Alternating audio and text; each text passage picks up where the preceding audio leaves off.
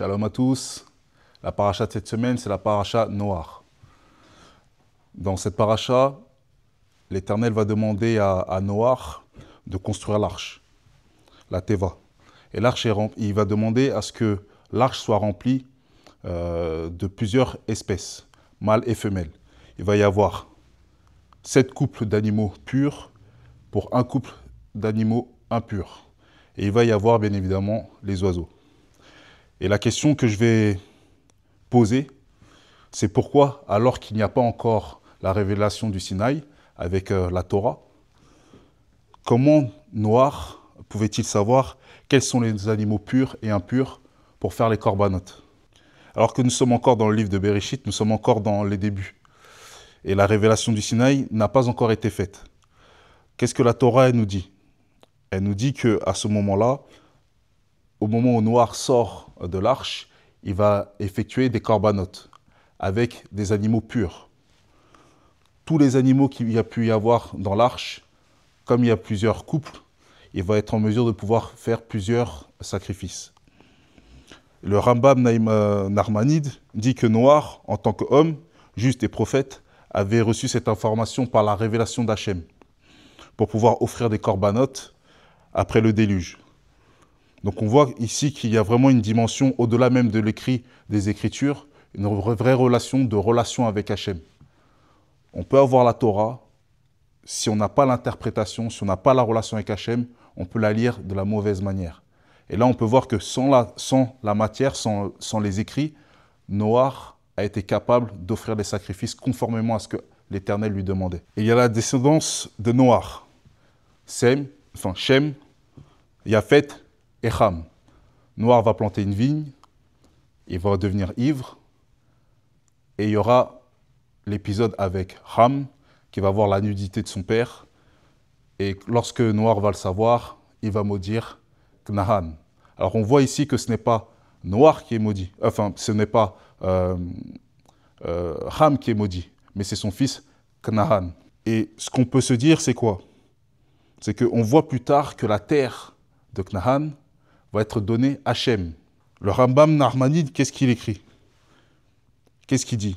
Il dit que la terre de Knahan a été précisément choisie parce qu'elle devait être transformée. Dieu voulait ainsi que le peuple, donc Shem, donc Israël, vienne racheter et sanctifier cette terre en y révélant son nom. Autrement dit, Knahan représente le monde matériel, marqué par la faute, marqué par la malédiction, tandis que Israël, descendance de Shem, est envoyé dans ce lieu de ténèbres pour y amener la lumière. Le but n'est pas d'éviter le maudit, bien au contraire, mais c'est d'amener la réparation, amener le tikkun. Cela nous rappelle l'acte qu'a posé Yeshua, car il s'est fait malédiction pour apporter la bénédiction. Ainsi pour que celui qui était maudit puisse être béni. Et on voit au travers également de plusieurs passages dans le Tanakh qu'à plusieurs reprises ça a été effectué. On voit bien évidemment l'histoire de Boz avec Ruth, la Moabite.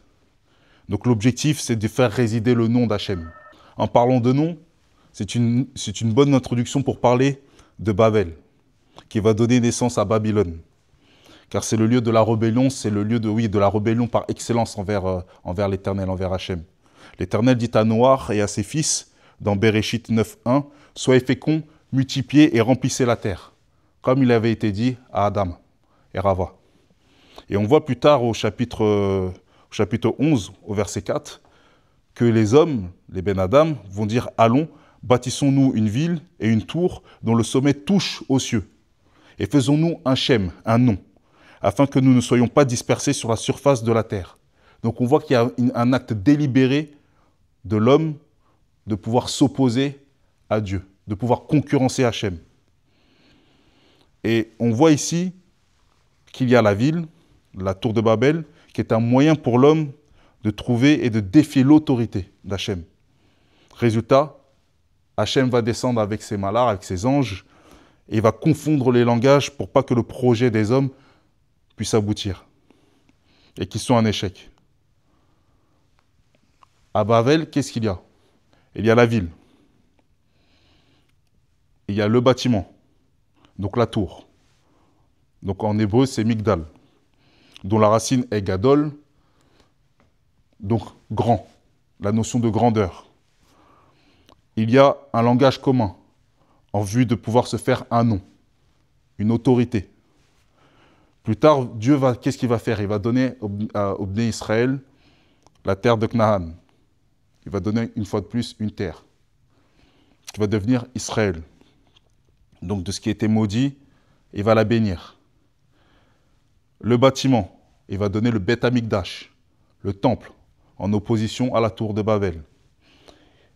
Il va donner un langage commun au travers de la Ruach HaKodesh pour pouvoir déceler, pour pouvoir être sanctifié, pour pouvoir marcher dans les voies d'Hachem.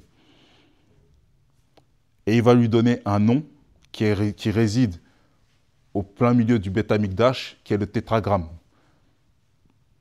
Alors que nous sommes encore au début de la paracha, enfin de la Torah,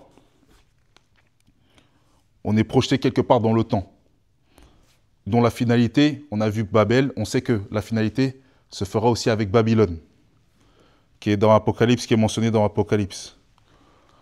Donc on voit ici le plan complet de l'histoire de la rédemption, le plan spirituel. Babel représente l'homme sans Hachem.